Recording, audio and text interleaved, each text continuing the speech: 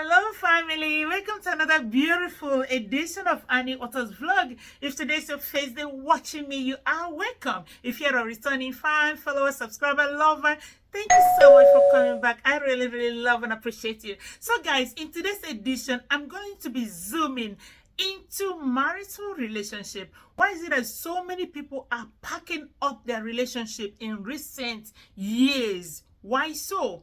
You know, a lot of people try to compare the marital relationship between our parents and this recent time. It's not comparable, guys. There have been so many things that are affecting marriages today that were not back in the days. And again, people are more verbal these days to take decisions. Unlike back in the days, our parents were staying in marriages that were long packed up, in marriages that there were no relationship in, but they were sticking in there either for their children or for societal norms. So, but today people are no longer doing it. So guys, the most recent one in the Nigerian community is between Bolanle Ninalowo and Bumi Ninalowo. So this couple were married for 18 good years. Then we remember Yul Edochie and May Edochie. They were married for 17 years and they packed up. Paul Okoye and Anita Okoye, they were married for 8 years and packed up. Funke Akindole and JJC Scales, they were married for 6 years and packed up. The richest man in Nigeria, Aliko Dangote, is not married. Bill Gates, divorced. So why so? You can understand now that finance is not the primary leading cause of divorce in recent years. So let's zoom into the 5 most recent findings why marriages are packing up. Why are people leaving their marriages? Our prayers is for these marriages to last a lifetime as God intended it to be. Okay guys, so number 1, in no particular orders, why marriages are packing up so easily in today's society. Number 1, conflict. That means there is serious disagreement, incompatibility, constant clashes, antagonistic state of mind, argument, oppositions, different opinions or principles of life, strife, discord, war. Okay? When these things are there, the marriage is heading towards packing up. So knowing and understanding your spouse and the core value of your marital relationship leads to a great compatibility. Number 2, pretense. So this is a behavior that makes someone believe that you are somebody you are not. So this is mainly seen during courtship, dating. Then you go into marriage, you find out that this person you have been dating for many years is somebody different in that marriage. A lot of things that you never saw during dating will come out. So some people is a no, they cannot take it. They will feel like there was a deceit from the onset. Okay, so someone believes that you are not the same person that she or he was courting and dating. In other words, somebody purposefully hid the real character, the real behavior, the real self during courtship and dating. Then boom, in marriage, something else comes up. Pretense leads to deceit. It is misleading. So in marriage, you see a lot of things will reveal. The true self will come out and so many people cannot take it in. There is no openness in this relationship. So one thing we should remember is that nobody can totally monitor each other in a relationship. There should be some level of freedom and trust, okay? So that people can live the life of who they are and not in pretense to cover up other stuff. Number 3 is trauma. When I say trauma, that means somebody have witnessed something that is abusive, something that is toxic during growing up or in that marriage. Okay, so again, this will be a trigger to that person. Let's say, for example, if somebody was brought up in abusive parental home and they go into marital relationship, any little abuse will be a trigger to remind them how their mother treated their father or how the father treated the mother. So in other words, this is going to make that person to be very, very defensive because he or she does not want to go through what the mother or the father went through in their marriage. In other words, it's going to prepare that person to be very, very quick to quit a marital relationship. So people that were brought up in a toxic relationship, in a marital relationship, in their parents' house, will tend to be very, very sensitive to every little thing that goes wrong. And some of them will be very, very quick to quit. They are so prepared to tackle any type of abuse, which can easily lead to a negativity and as well disintegrate that relationship. So coming into a relationship with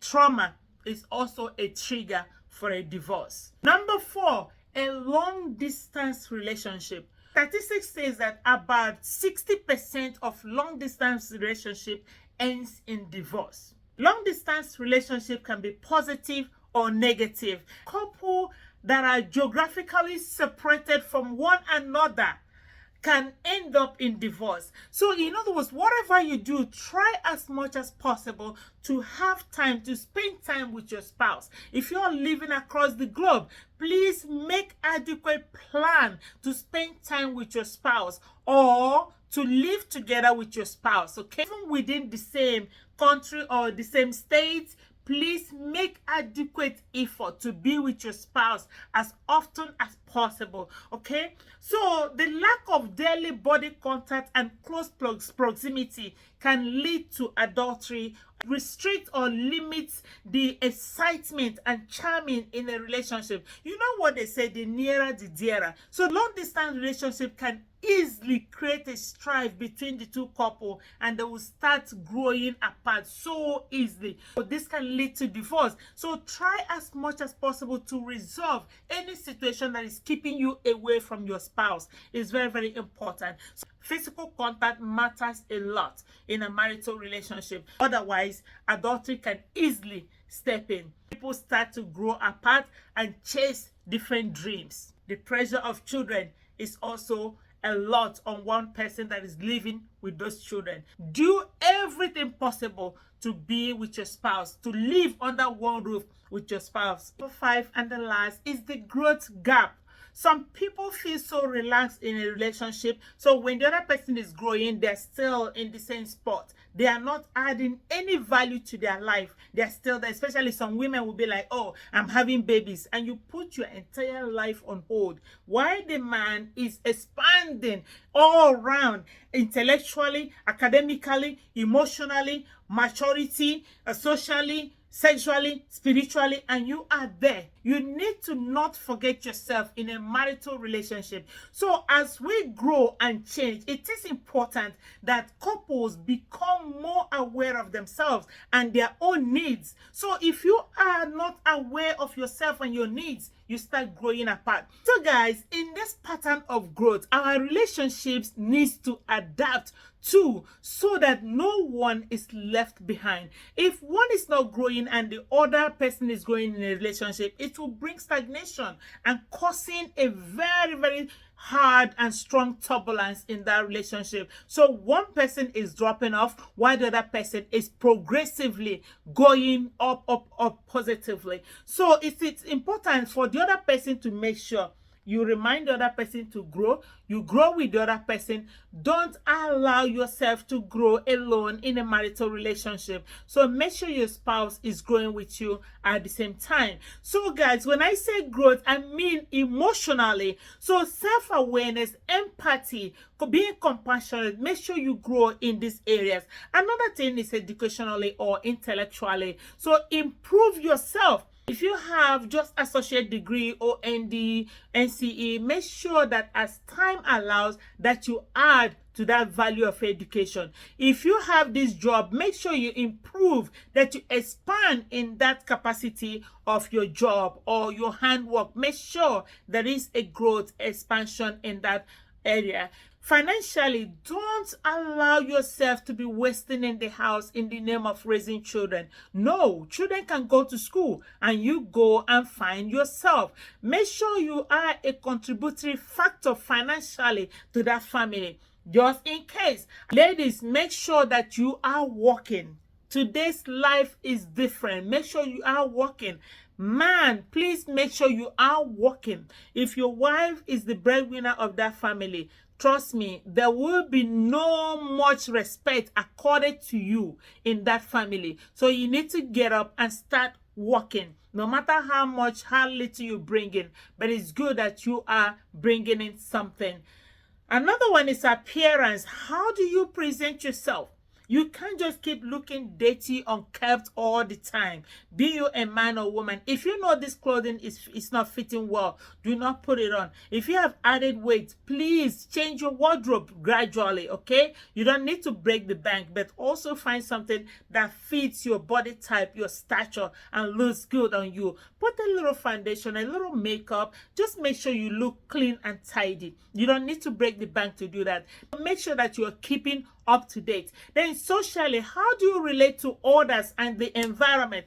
Sexually, try to relax and learn some new things. Explore new things in your bedroom. Make sure that you are not all this missionary every day. Explore your world sexually. Bring the spice to your bedroom. Explore your bedroom activities. Another one is spiritual growth. Growing spiritually is something that involves the entire family. Remember what they say, family that prays together stays together. Make sure you involve your spouse, your children as much as possible. Not one person is speaking in tongues and blasting everywhere and praying and doing everything, fasting, and the other spouse is not tuning in. But it's a family thing. Grow with your family spiritually. When you do devotion, do with your family. Make sure that you all are together and growing spiritually as a family and living it also, not just reading something else in the Bible, learning everything else and not living it. You learn it, you know it, and you live it. It's very, very important. So guys, in my own perspective, in my points of view, these 5 reasons are the reasons why divorce rate is sky high rocketing in our community worldwide today. These are in no particular order: unresolved conflict, pretense, trauma, a long-distance marital relationship, and the growth gap. So in between all of these things are the little things interwoven. Again, guys, you can add yours. Let me know. Go to the comment section. Let me know what you think, why all these things are happening today. And please do not forget to like, share, and comment on my videos. I'm your girl, Annie Otta. I love you guys. Please stay safe. Bye, guys.